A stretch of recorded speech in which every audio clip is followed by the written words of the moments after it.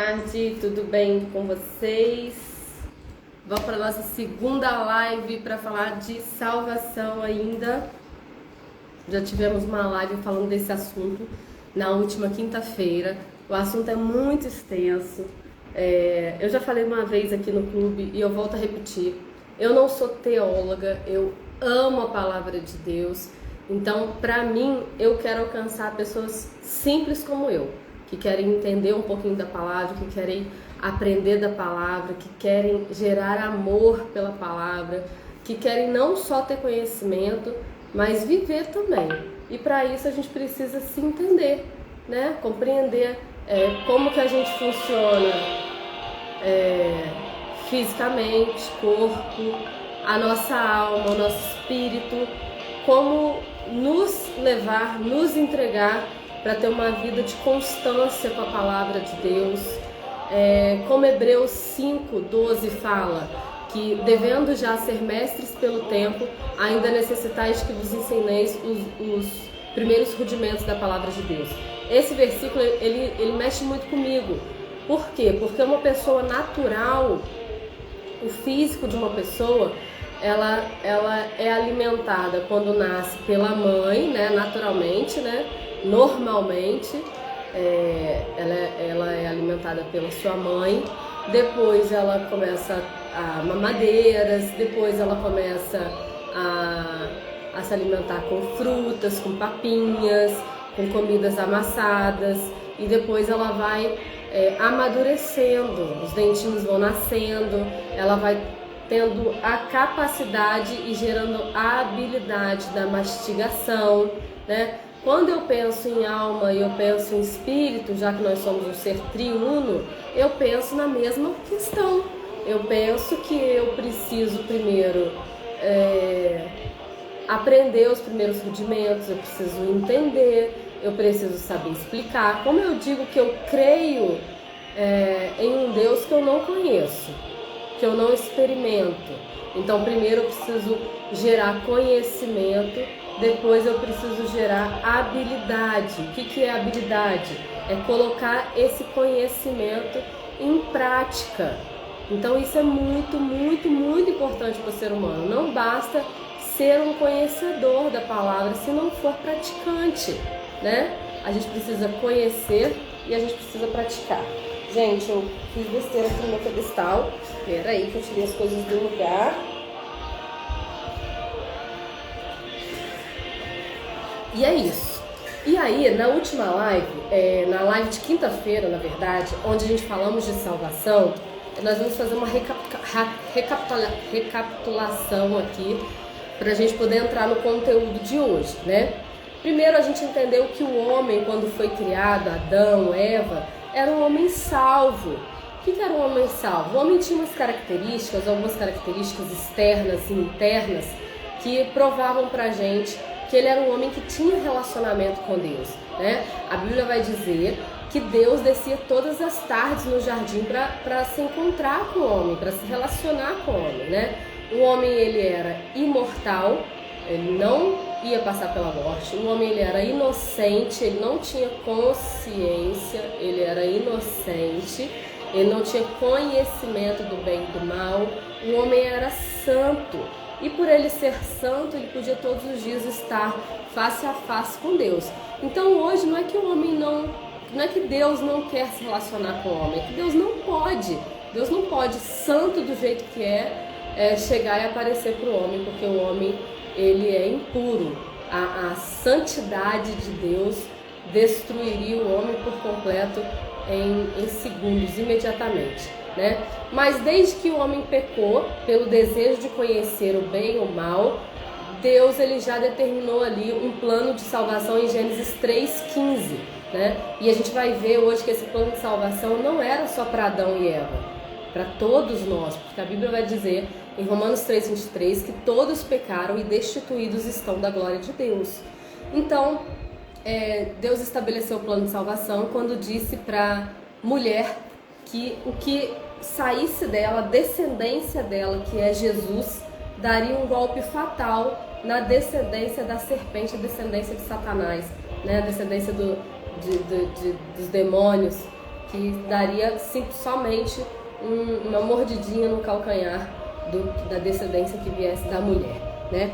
Então esse homem era salvo, esse homem perdeu a salvação. Romanos 6:23 vai dizer que o salário do pecado é a morte, né? Então, a partir de então, todos os homens nasceram impuros, todos estavam condenados à morte e por isso todos precisavam de um plano de salvação.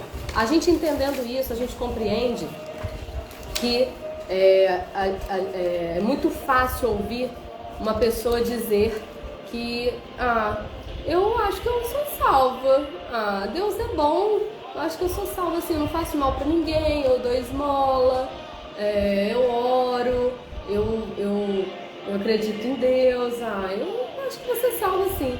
Se você acha que você vai ser salva por causa dessas questões, você está anulando a obra de Jesus na cruz. Você está dizendo, eu não preciso da obra de Jesus na cruz, porque eu, que sou boazinha, Deus não vai me mandar no inferno, porque eu sou boazinha, né? Então você está dizendo, você está anulando a obra de Jesus na cruz.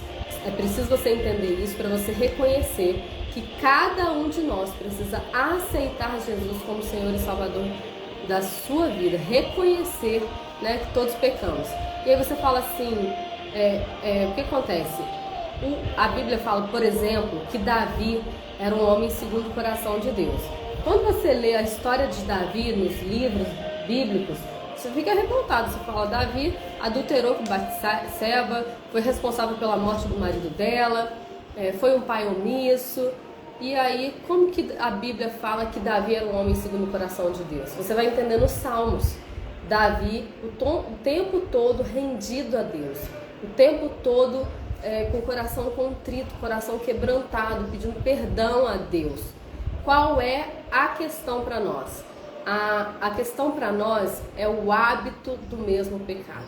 É esse pecado que a gente tem o hábito de cometer, que a gente precisa lutar contra ele.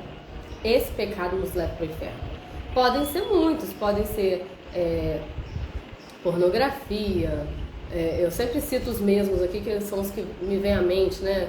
Bandidos, assassinatos, furtos, adultérios, pessoas que estão nesse constante hábito. Mas as pessoas que não têm esse constante hábito, eu vou abrir os seus olhos agora e dizer que a Bíblia diz que o homem que não peca com o falar, com a língua, esse homem é perfeito. E aí eu te pergunto, existe homem perfeito? Não existe homem perfeito. Então, reclamar, fofocar, julgar, mentir, são pecados que geralmente quem tem o hábito desses pecados e precisa combatê-los para buscar uma conversão genuína, para buscar uma santificação genuína, realmente verdadeira, né? Só um exemplo aqui para nós. Então, por favor, pense nisso e decida que você não pode anular a obra de Jesus na cruz por você. A única pessoa responsável pela sua salvação é você, tendo o comportamento de se humilhar diante de Deus e declarar: Deus, eu preciso da sua salvação. Deus, eu creio em Jesus como Senhor e Salvador da minha vida. Eu creio que lá em Gênesis 3,15, o Senhor imediatamente após o pecado, por minha causa, o Senhor determinou um plano de salvação, que é a vinda de Jesus, que deixou o trono eterno para se rebaixar a um ser humano e nos fazer constranger, se entregando numa cruz para morrer, para derramar o seu sangue, para me lavar de todo pecado. Pecado, gente, a transgressão da lei. Eu quero falar aqui para tentar fazer você ter um sentimento correto em relação ao pecado, embora eu não seja capaz disso, né? A Bíblia vai dizer que o Espírito Santo convence do pecado, da justiça e do juízo. Então, por mais que eu tente falar, que qualquer outra pessoa tente falar, é impossível. Só o Espírito Santo pode convencer uma pessoa do pecado, da justiça e do juízo, né? E aí eu quero te dizer uma analogia que a Bíblia faz em relação ao pecado. A Bíblia faz a analogia da lepra. A lepra é uma doença que ela começa superficialmente na pele, mas ela vai entranhando e atingindo as camadas mais profundas do corpo, né? A pessoa leprosa, habitualmente no Antigo Testamento, era uma pessoa que era separada da cidade, morava fora da cidade, porque ela era considerada imunda. E quando ela entrasse na cidade, ela tinha que entrar gritando: imundo, imundo, imundo, para as pessoas saberem que estava entrando um leproso e que ninguém podia encostar nele, porque era uma doença que passava, né? Passava para os outros. Então era muito vergonhoso. Pecado é assim, é algo vergonhoso. Quando uma pessoa acorda do pecado que ela cometia, ela tem esse sentimento de vergonha, de se sentir estúpida, de se sentir enojada do pecado que cometia, né? E aí a gente tem vários versículos que vão mostrar pra gente que Jesus veio ao mundo para nos salvar, cumprindo ali o plano de salvação de Gênesis 3:15,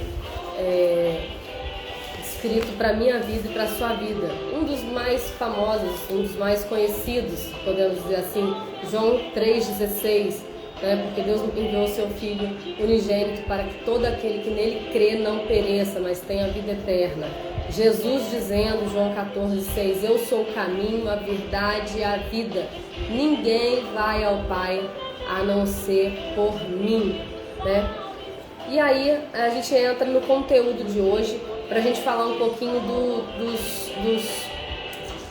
dos fenômenos, vamos dizer assim, que acontecem, que devem acontecer na salvação e que acontecem, e a importância de você entendê-los e explicá-los. Então eu serei bastante prática aqui, porque são assuntos assim, quando eu estudei a primeira vez, estudei muito profundo, eu tive dificuldade para pegar. Mas a minha intenção é torná-los bastante práticos. E isso eu deixo claro que a gente não está indo a fundo, mas tem muita profundidade em cada um desses assuntos. Primeiro você precisa saber que nós todos precisamos ser salvos, porque todos estamos destituídos da glória de Deus por causa do pecado, e que a gente precisa, a única coisa que a gente precisa para ser salvo é crer em Jesus como Senhor e Salvador da nossa vida. Gente, incrível aqui esse assunto para nós, já que eu estabeleci, deixei bem claro desde o início do clube que eu não estou falando de religião. Gente, para pensar. Os religiosos da época mataram Jesus na cruz do Calvário. Você precisa ir a fundo, e você precisa cavucar, e você precisa desterrar, você precisa pesquisar, você precisa procurar, você precisa trabalhar, você precisa suar até você entender a diferença de religião e de Deus. Uma pessoa ela pode ser extremamente religiosa, ir às tradições cultuais, os rituais da sua religião, todas as vezes que tiver, de segunda a segunda, participar, ter uma função na igreja, porque eu gosto de falar isso, eu repito, e que isso seja uma pulga atrás da sua orelha. Função é diferente de ministério. Uma pessoa pode ter no ministério a sua função, um pastor, um padre, um líder que está pregando a palavra, mas na função a pessoa não tem o seu ministério, não necessariamente. Uma pessoa que é um diácono, uma pessoa que é um obreiro, uma pessoa que é um professor de escola, ele pode não necessariamente estar cumprindo o seu ministério, não necessariamente eu estou falando. E aí 2 Coríntios 5,18 vai dizer que o nosso ministério de todos, sem exceção, é reconciliar Jesus com o mundo. As pessoas que não entendem Cristo, é reconciliar. A gente tem que pegar essas pessoas e reconciliar com Cristo. Como ir? Se para pregar a palavra tem poucas funções, contando a sua história de dores e superação. Repito isso em quase todas as lives, que isso entre na sua cabeça. E você entenda que você precisa ter uma vida com Deus, independente de religião. uma vida de conhecê-lo, uma vida de buscar a presença dele, uma vida de conversar com ele, assim como nós estamos conversando aqui na live. Você precisa ter uma vida com Deus. A Bíblia vai falar que a verdadeira religião é cuidar dos órfãos, viúvas e estrangeiros. Por quê? Porque a população, o povo estabelecido por Deus é um povo formado por famílias. Aí a Bíblia vai dizer que a verdadeira religião é cuidar dos órfãos. O que o órfão não tem? Pai e mãe, família. O que a viúva não tem? Marido, família. O que o estrangeiro não tem? O que é o estrangeiro? É a pessoa que vem de outra cidade para cá, para sua cidade. Ele é estrangeiro. Ele está sozinho, ele está sem família. Então a Bíblia vai falar que a verdadeira religião é cuidar dos órfãos, das viúvas e dos estrangeiros. Então vá sim ao templo, ouça a palavra de Deus, confira se o que está sendo pregado, ensinado ali está de acordo com a palavra de Deus, porque a Bíblia ela se complementa do início ao fim. Não tem contradição na Bíblia. Se tiver, deixa aqui tua pergunta. A gente vai te esclarecer através de uma live, através de resposta. Alguém vai entrar em contato com você, vai esclarecer. A gente vai lutar junto com você, a gente vai crescer junto com você. A sua dúvida pode ser a dúvida de muitas pessoas, então não deixe de falar com a gente, tá certo? E aqui a gente tem assim 4 pontos que a gente vai clarificar a salvação, o que é o momento de ser salvo, né? Atos 10 vai dizer que Cornélio era um homem que orava a Deus, que dava esmolas, que era um homem muito bondoso, incessantemente ajudava, mas lhe faltava uma coisa. E aí o discorrer de Atos capítulo 10 vai mostrar que o que faltava para ele era a salvação, era aceitar, era declarar: Jesus, eu te aceito como Senhor e Salvador da minha vida. E o batismo, ele só é uma exposição daquilo que você está declarando. É um comportamento físico que está provando, né, que a pessoa aceitou Jesus como Senhor e Salvador da sua vida, embora há pessoas que se batizam e não são salvas, porque aí são as questões internas dela, né? Uma pessoa que usa máscara, que finge ter mudado, mas na verdade não mudou. A gente vai entender isso aqui. Então Deus, ele proveu a salvação, e a salvação ela está inteiramente em Cristo. Inteiramente. Não tem uma pessoa que possa ser salva sem Cristo. Entenda isso.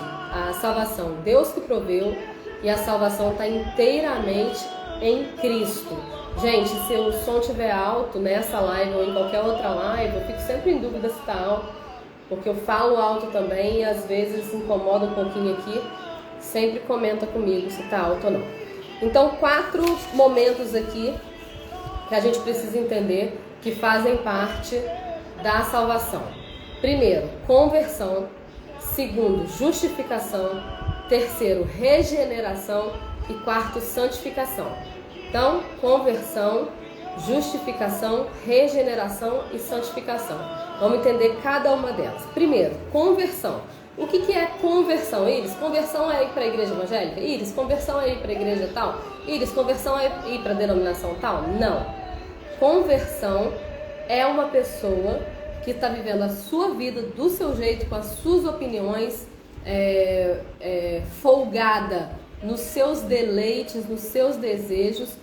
É essa pessoa, ou seja, qualquer um de nós, voltarmos para Deus.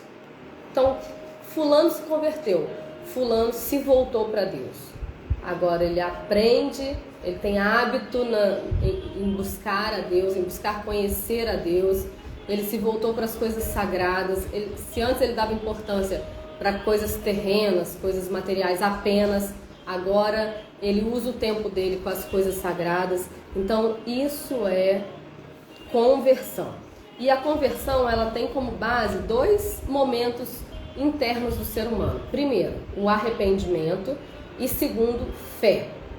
Arrependimento, mudança de opinião. Então, se antes você tinha uma opinião a respeito de um assunto, você se arrependeu e agora você tem outra opinião a respeito desse assunto. É um pesar, é uma dor, é uma contrição. né? É você se humilhar para Deus. 1 Pedro capítulo 5, eu gosto muito do versículo 10, repito muito ele aqui, a gente vai repetir também quando chegar no momento de santificação, mas aqui na conversão a gente aprende que nos primeiros 10 versículos ali do capítulo 5, a gente aprende que com o próximo a gente se relaciona com humildade.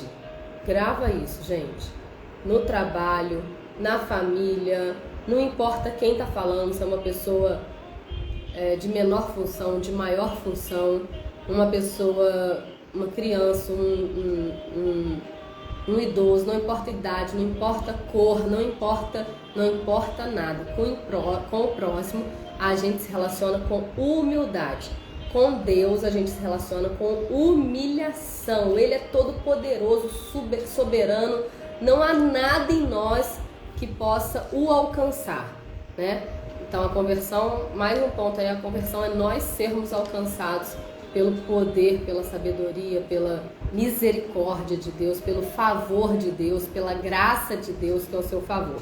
Então arrependimento é você se humilhar a Deus com mudança de opinião, com pesar mesmo, com dor. Eu me arrependo de ter vivido tantos anos na prática desse pecado. Prática de pecados do falar, pecados sexuais, pecados na mente, todo tipo de pecado que você tem hábito, que você tinha hábito e você se arrepende. Esse é o momento de conversão, né? Essa mudança de opinião, esse pesar, essa dor, eles geram uma culpa, geram um desamparo humano. Por que a gente precisa saber disso? Porque saber isso vai provar que é verdadeiro, né? Eu não consigo provar a salvação de ninguém. Cada um sabe da sua vida ou não, né? Só que Deus é um Deus que esquadrinha todos os corações. Ele vai no mais íntimo do homem e ele sabe a intenção na mente de todos os homens. Ele sim sabe quem é salvo e quem não é salvo. Por isso a gente entende que a igreja de Cristo, ela é invisível. Ela não está em uma denominação ou em outra denominação, ou em uma religião ou outra religião. A igreja de Cristo é invisível, só Ele pode ver, porque Ele conhece a profundeza do coração, da mente do ser humano, e Ele sabe quem se arrependeu de verdade, verdadeiramente, sem falsidade, sem máscara, para poder estar pronto ali para a salvação. Então não é um apelo, uma pessoa fez um apelo, assim, um pastor, um padre, alguém fez um apelo, a pessoa aceitou Jesus. Isso não significa que a pessoa está salva, não significa. Você vê assim que é um momento onde eu creio muito na salvação das pessoas.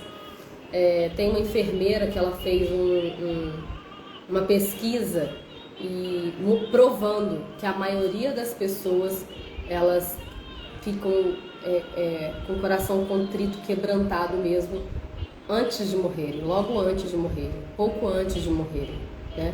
Foi aquele momento ali que ela entende que tudo que ela lutou, tudo que ela conquistou, todas as coisas materiais não levam ela para lugar nenhum, não levaram ela para lugar nenhum. Então o maior índice de arrependimento, acredito-se que é realmente próximo à morte. Só que essa não é a salvação que Deus tem pra gente, porque a salvação que Deus tem pra gente é nós entendermos, ainda jovens, pelas coisas que estão criadas, estabelecidas pela própria natureza, pela própria criação, nós entendermos a grandeza de Deus, a profundidade de Deus, nós irmos ao encontro do nosso Criador, porque isso deve gerar em nós muito quebrantamento, muita maravilha diante dos nossos olhos e nos levar diante mesmo do nosso Deus e nos gerar salvação pela nossa busca. Então, o que é o arrependimento? É uma mudança de mente e disposição em relação ao pecado. Gente, Deus, Ele é grande, Ele é maravilhoso, Ele é magnífico. Eu olho a natureza, chega a me dar um pavor de tão linda, de tão bela, de tão perfeitos ciclos, o amparo de Deus para o mundo. Pandemia passou por aí, gente, a provisão de Deus foi real. E ainda assim a gente não consegue mudar a nossa mente, ter uma visão diferente em relação ao pecado. Nossa, muito terrível isso que aconteceu. Poderíamos toda a humanidade ter morrido aqui e não morremos, e a humanidade continuou funcionando e as coisas não faltaram. Podem ter ficado mais difíceis, mas não faltaram. Eu não fui desamparado, eu preciso conhecer esse Deus. Isso é arrependimento, né? E em segundo lugar, fé, né? Uma pessoa que tem fé, por ela conhecer a Deus, por ela estreitar relacionamento diário com Deus, ela não está vendo a vitória dela, mas ela tem certeza, porque ela serve um Deus que nunca perdeu batalhas. Isso é fé. É você ver no que não está acontecendo e no que as circunstâncias não estão mostrando. As circunstâncias podem até estarem sendo contrárias à tua vitória, mas ainda assim você crê, porque você conhece de fato o Deus que você serve. Então, isso é conversão. Conversão é você voltar-se para Deus. Esse voltar-se para Deus, ele é movido por arrependimento e por fé. Segundo lugar, outro acontecimento aqui da salvação chama-se justificação, né? Eu quero ler aqui um versículo que deixa bem claro esse assunto, que é Romanos 4, versículos 7 e 8, que vai dizer assim: bem-aventurados aqueles cujas maldades são perdoadas e cujos pecados são cobertos. Bem-aventurado o homem a quem o Senhor não acredita o pecado. Então vamos entender o que é a justificação. Um homem, ele fez um monte de coisa errada, ele pecou, agora ele precisa ser julgado pelos pecados dele. Quando eu chego no momento de salvação, que eu transformo a minha mente, que eu me volto para Deus, eu estou vivendo ali um momento de conversão, algo acontece instantaneamente, a conversão, chamado justificação. Então Deus declara justo aquele que era pecador. Gente, olha que lindo isso. Isso é grande, isso é maravilhoso. Deus declara justo aquele que sempre pecou.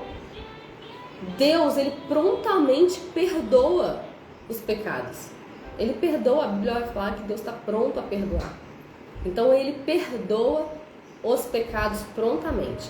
E aqui, quando eu pego a origem das palavras aqui no grego, no Novo Testamento, são palavras usadas na área, vamos dizer assim, do direito da época.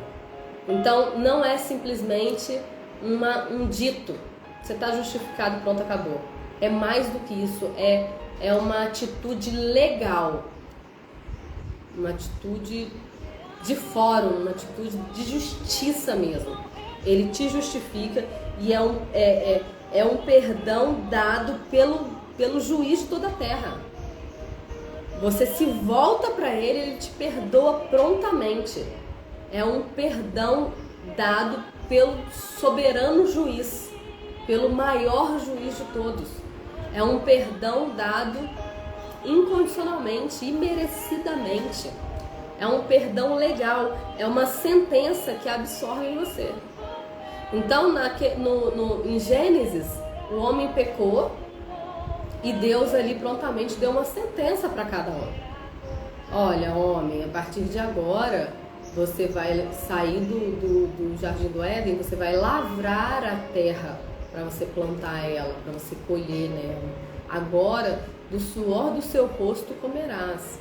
E aí Deus vai sentenciando ali Adão, Eva, a serpente e os frutos dele.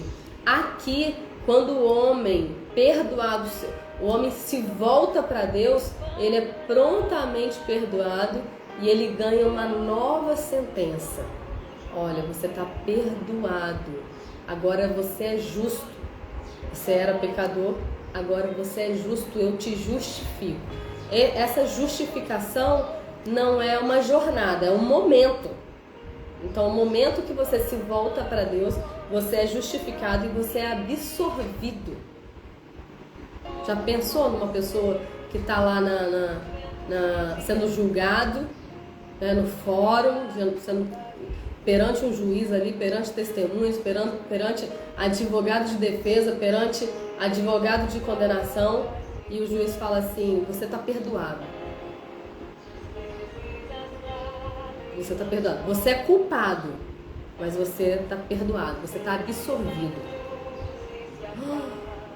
Gente, pensa, é algo constrangedor, mas Deus faz por mim e por você.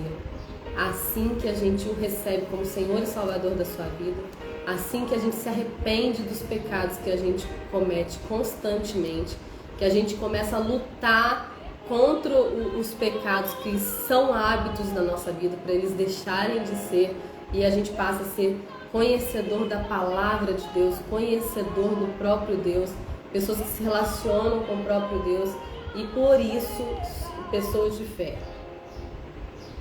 É algo sobrenatural.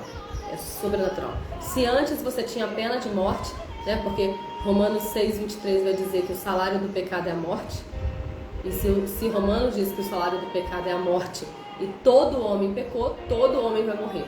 Agora você tem uma absorção da pena. A pessoa que antes morria, agora não morre mais. Como assim?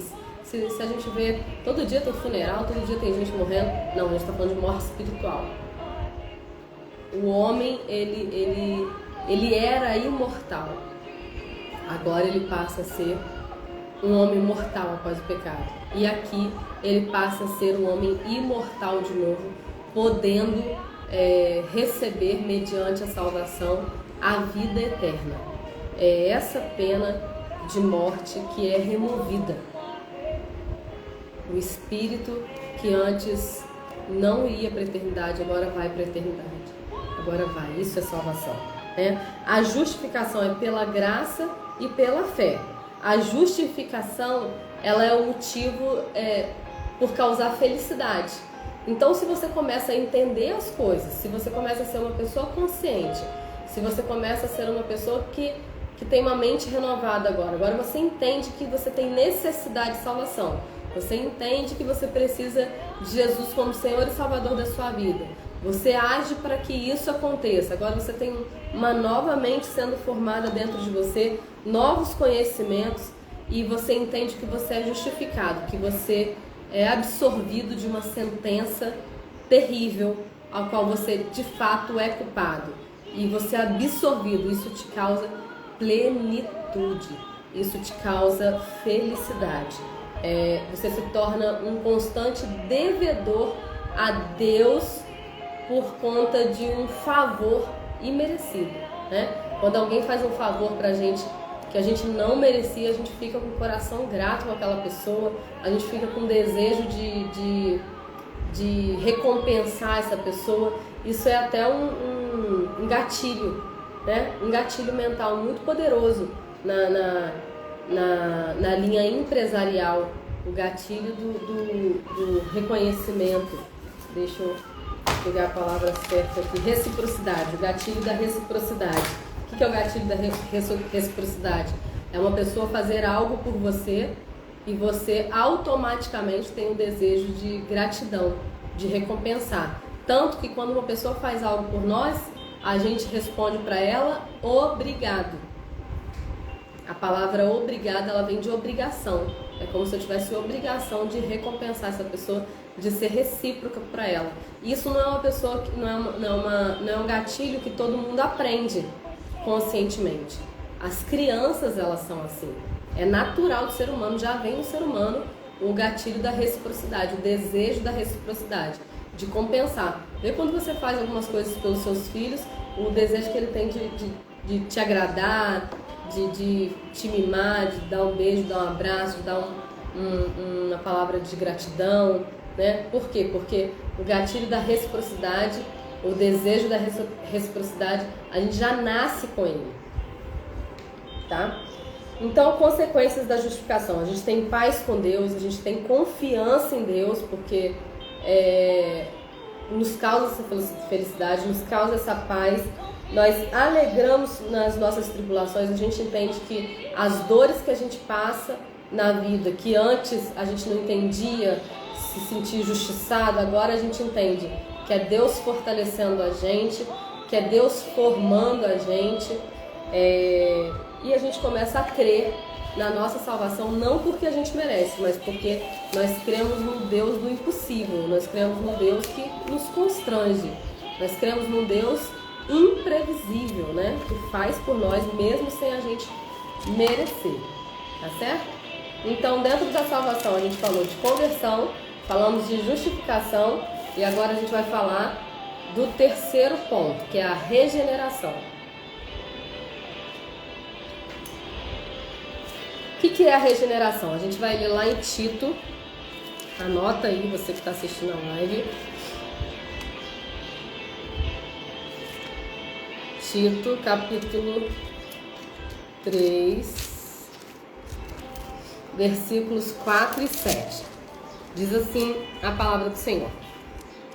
Quando, porém, se manifestou a bondade de Deus, nosso Salvador, e o seu amor para com os homens, não por obras de justiça que houvéssemos feito, mas segundo a misericórdia, Ele nos salvou mediante a lavagem da regeneração e da renovação pelo Espírito Santo. E aqui eu vou te explicar.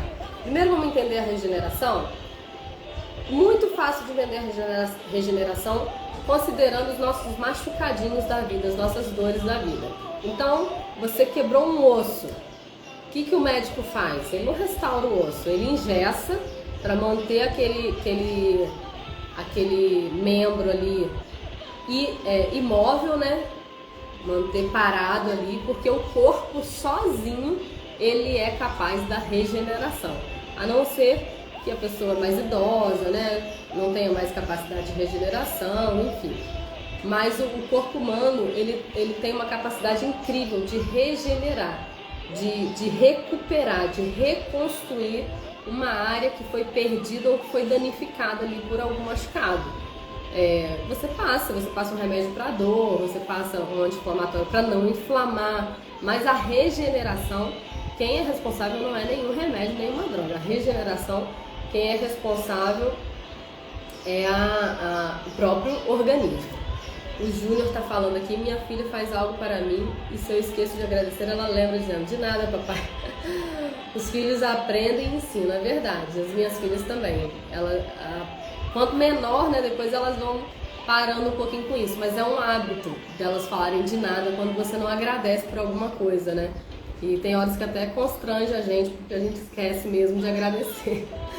É muito engraçado isso. Então a regeneração é uma capacidade do corpo de restaurar a parte danificada ali.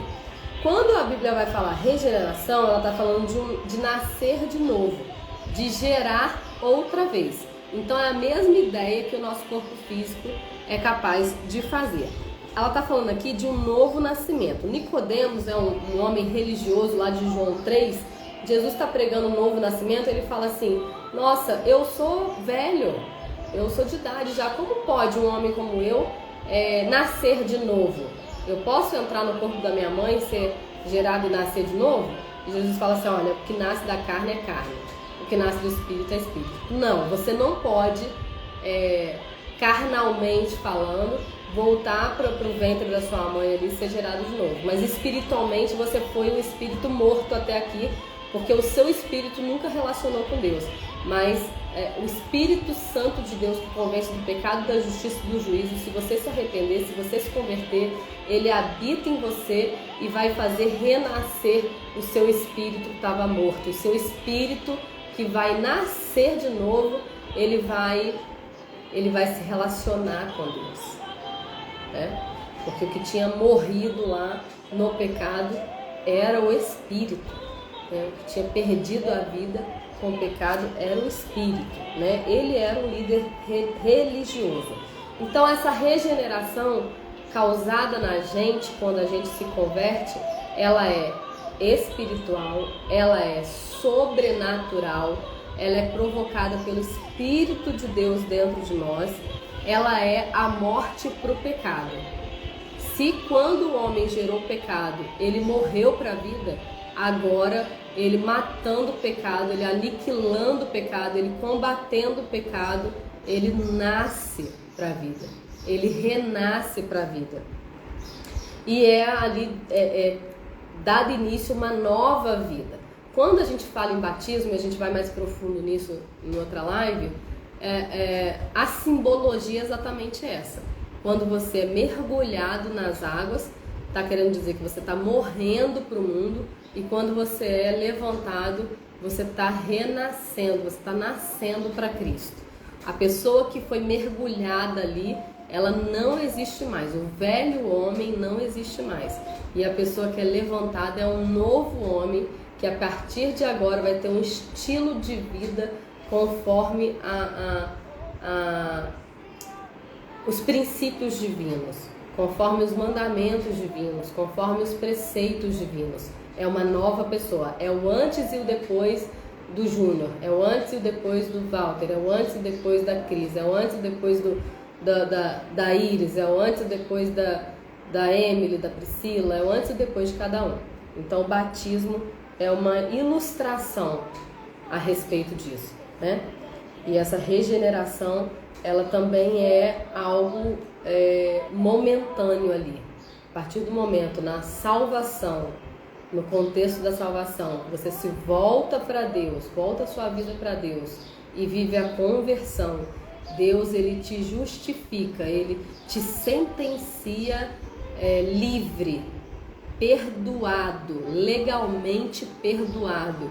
Com a justificação, ele também estabelece a sua regeneração para ser, a partir de agora, um novo homem. E por fim, para a gente entender esse processo por completo, a gente tem a santificação. A santificação, diferente da justificação e da regeneração, que acontecem em um momento você é justificado, em um momento você é regenerado. A santificação, ela é um processo, ela é um progresso, ela é uma jornada, é um tempo que você vai vivendo, aprendendo de Deus, conhecendo as Sagradas Escrituras, entendendo aquilo que você pratica, aquilo que você não pratica, e você vai se tornando uma pessoa melhor primeiramente para você, né? O casamento, ele é algo muito, muito santo no que diz respeito aos propósitos de vida. A igreja, vou voltar para o casamento, mas só mais um exemplo. Igreja significa chamados para fora. Então, uma pessoa que vai para a igreja ouvir a palavra, por favor, abomina a pessoa, abomine-se se você é assim. Se você é uma pessoa que quando você entra, templo lá dentro, você é uma pessoa santo, bonzinho, tá? Quando você sai, você é outra pessoa. Porque na verdade, igreja é o lugar que você vai, se alimenta, aprende e sai para fora. O objetivo da igreja é sair para fora para praticar o que aprendeu lá dentro. E por que eu falei casamento antes disso? Porque é a mesma coisa. Casamento, Deus, ele te tira da casa dos teus pais, te tira da casa de pessoas, que são seus pais, irmãos, que estão acostumados com seus defeitos, não apontam mais os seus defeitos, e te coloca na casa com uma pessoa que não está acostumada com os seus hábitos, com os seus defeitos, com a sua rotina. E essa pessoa, ela vai começar a apontar: olha, fulano, você faz isso, olha, você faz aquilo, olha como é que você é desse jeito, você é daquele jeito. E aí, se você é uma pessoa madura, se você tem uma idade mental igual à sua idade real, você pode até achar ruim, mas você vai pensar: poxa, fulana falou que eu sou isso, fulana falou que eu sou isso, será? E aí, se você é maduro, você começa a melhorar naqueles pontos que você está sendo apontado. E aí, quando você sair para fora, porta fora da sua casa, você vai ser uma pessoa melhor. Porque essa pessoa, o seu cônjuge, foi usada por Deus para te apontar defeitos que nenhuma outra pessoa pode te apontar. A Bíblia vai falar que Naamã era um homem valoroso, porém leproso. Só que Naamã, a lepra de Naamã, ela estava por dentro do uniforme. Não tinha lepra no rosto, não tinha lepra nas mãos, não tinha manifestação da lepra no que era visível. Então, quando ele tirava o uniforme em casa, as pessoas de dentro da casa dele viam a lepra dele. Você é um homem valoroso, porém leproso. Você é uma mulher valorosa, porém leprosa. Só os de dentro da sua casa que conhecem a sua lepra.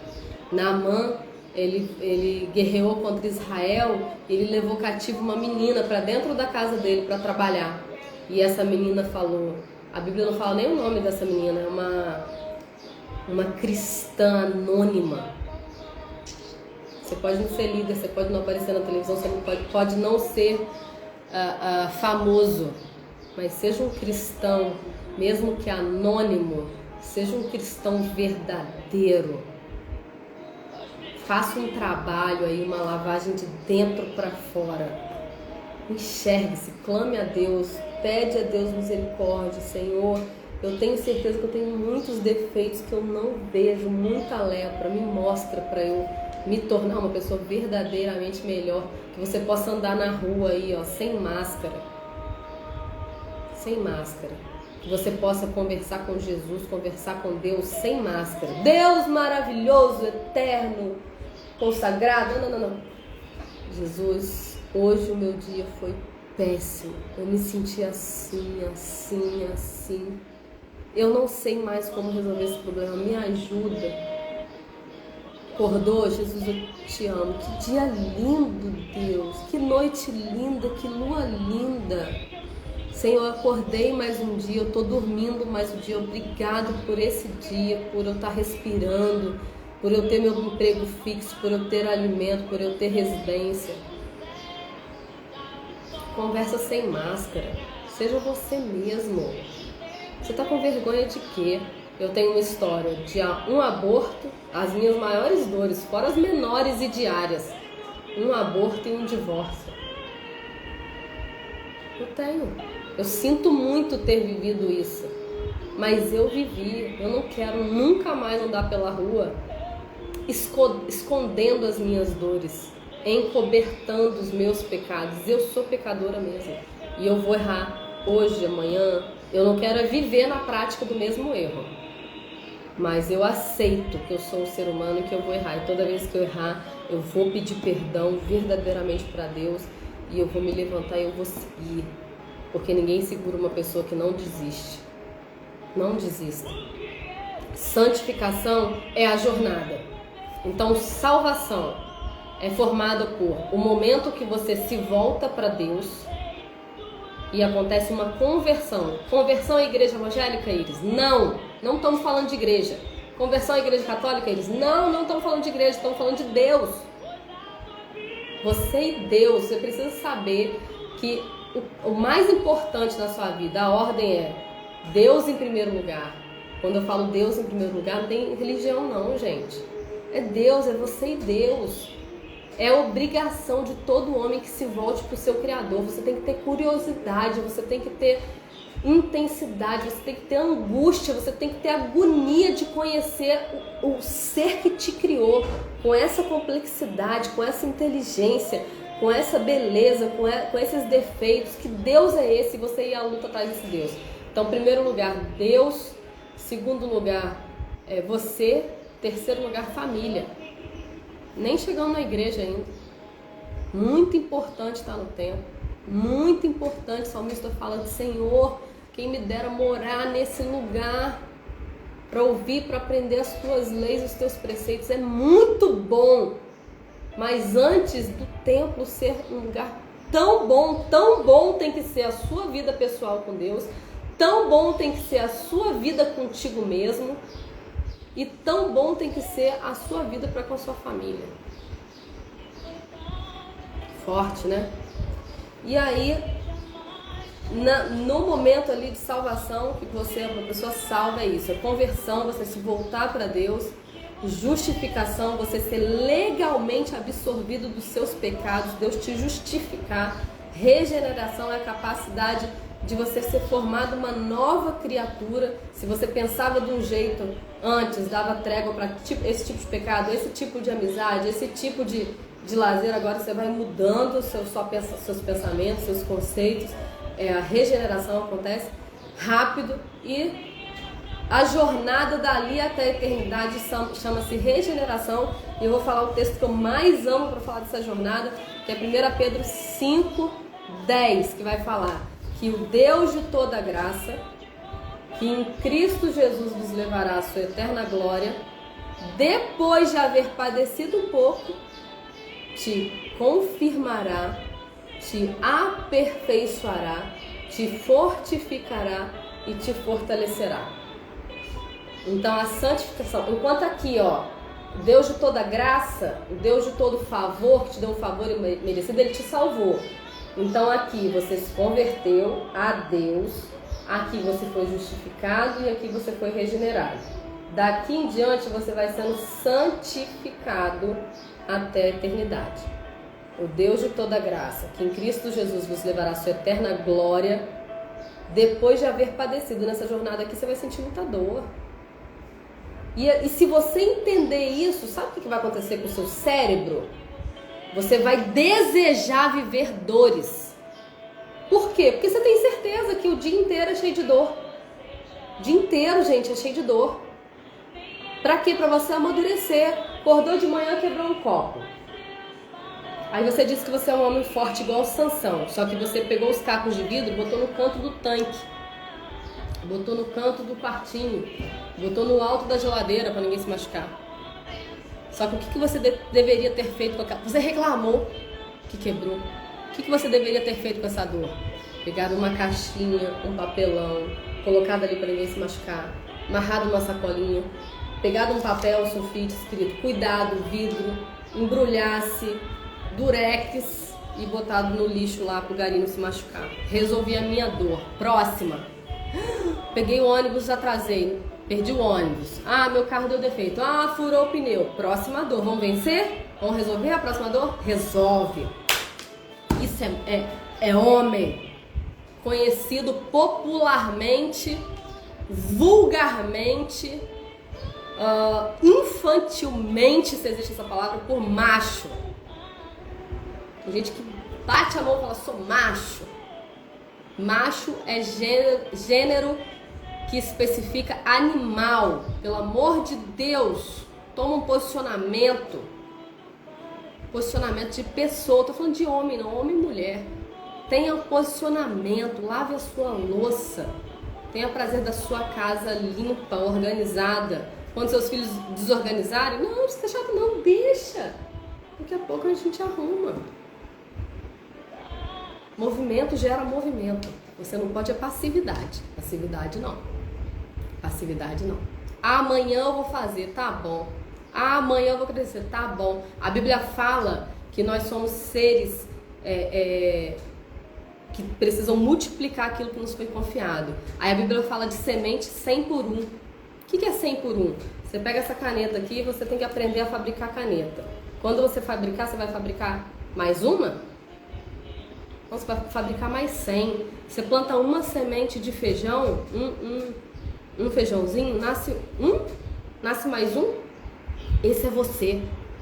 Esse é você. Você é uma pessoa que quando plantar você vai colher 100, 1000, 10.000, 100.000. Me responde, você está vivendo o que você nasceu para viver? Você está plantando e colhendo 100? Você está no ambiente errado. Você está com a mentalidade errada. Você não está vivendo os propósitos de Deus para a sua vida. Você está vivendo de forma errada. Sabe qual forma você está vivendo? Deixa a vida me levar, a vida leva eu. Que terrível! Música terrível! Terrível! Não presta nem para dançar samba. Com um conteúdo desse, nem para dançar samba. Jamais. O poder e potencial que você tem é para desbravar o mundo e você precisa saber disso. Você precisa saber disso. Bota essa voz pra fora. Bota esses membros pra fora. Sai da cama, sai da Netflix, sai da televisão. Tudo te entrega pronto. Você não precisa pensar. O seu cérebro foi desconfigurado por coisas que não te fazem pensar. Você precisa procurar criar hábitos que voltam a fazer você pensar. Tem uma área do seu cérebro que está desligada, hipotálamo, se eu não me engano. É a parte do cérebro responsável pela inteligência e por tomar decisões lógicas. Ela está desligada, porque você tem uma vida passiva. Ah, tem um emprego bom aqui, tá tudo bem, ganho tanto, pra mim tá bom. Tá bom nada. Não é o dinheiro, é o poder e potencial que você tem de ser transformado, de ser aquilo que você foi estabelecido para ser, porque você é um empreendimento de Deus e para transbordar na vida de pessoas. Deus olhou tua família, Deus olhou o ambiente que era a tua família, o ambiente que você ia estabelecer ali, se você foi órfão, não sei. Deus olhou aquele ambiente, Deus olhou as dores daquele ambiente e Ele falou assim: vou criar a Iris, vou criar o Júnior, vou criar o Walter, vou criar a Emily, vou criar a Priscila, vou criar o Eli. Aqui, nesse ambiente que eu tô precisando empreender, eu vou criar o fulano. E ele te empreendeu. Você é um empreendedor. Você é um empreendimento divino, de Deus. Deus te criou com um propósito. Então bota a tua história para fora, bota resolve as tuas dores e começa a contar essas dores resolvidas. Tem muita gente que viveu, que vive as mesmas dores que você, só você pode ajudar. Eu vou ajudar quem sofreu aborto, quem fez intencionalmente um aborto ou quer fazer, e quem sofreu o divórcio. Eu vou ajudar. Só que eu não posso ajudar as pessoas que viveram dores que você viveu. Só você pode ajudar. E aí, o que você vai fazer do próximo mês da sua vida? Próximo ano da sua vida? Dos próximos anos da sua vida? Do próximo dia da sua vida? De hoje? O que você vai fazer com o dia de hoje? Começa a anotar. Tem um quartinho pra você anotar seus projetos, para você ter um ou outro livro. E você não precisa de pressa. Você não precisa de pressa. Você precisa ser uma tartaruga. Pode ser uma tartaruga. Bem devagarinho, mas não para. Não para. Você pode ser uma tartaruga. Você precisa aprender. Você precisa adquirir conhecimento e adquirir habilidade. Você precisa ser aquilo que você foi criado para ser. Qual é o significado do seu nome? O significado do seu nome está relacionado com a sua identidade. A sua história está relacionada com o seu propósito. Gente, direção é mais importante do que velocidade. Direção é mais importante do que velocidade. Se você entende através da sua história qual é o seu propósito de vida, você tem uma direção. Se você não tem uma direção, a direção que você vai é muito ruim, é miséria. Miséria emocional, miséria sentimental, miséria espiritual, miséria física. Você não vai ganhar nada com isso. É caminho de miséria. Se você não tem direção, você está numa direção miserável, sem rumo. Miserável. Você não nasceu para ser miserável. Você não nasceu para migalhas. Você não nasceu para esmolas. Você nasceu para ser cabeça e não cauda. Você é filho do rei, você é filho de um Deus que nunca perdeu batalhas. Você está com medo de quê? O sucesso está logo ali, ó, depois do medo. O medo, que é desse tamanho, está fazendo tão grande, tampa o sucesso. Mas está logo ali, se você souber que está logo ali, você não para mais. Não pare de lutar. Siga. Tá certo, gente? Acabamos aqui mais um conteúdo nosso.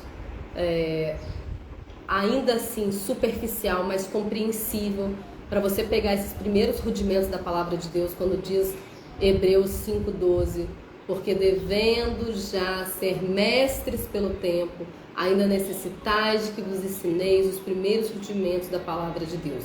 É uma pena que você, que eu, com a idade que temos, idade real que temos, ainda temos que aprender os primeiros rudimentos da palavra de Deus. Ainda temos que nos alimentar de leitinho, de peitinho de mamãe. Mas se é isso, então vamos alimentar do leite, bora! Infelizmente é isso. A nossa idade real, ela ela tá em cima, idade mental aqui, infelizmente é isso, beleza, tá bom. Mas não vamos parar não, vamos desistir não? Vamos desistir não? Então tá, me dá o leitinho aí e já vai preparando a papinha, porque ninguém segura uma pessoa que não desiste. Me dá leitinho aí e já vai preparando a papinha. Me dá a papinha aí e já vai preparando comida inteira, que eu vou mastigar. Tá nascendo meus dentes. Vambora pra você igualar aqui. E aí você ser mestre nessa terra.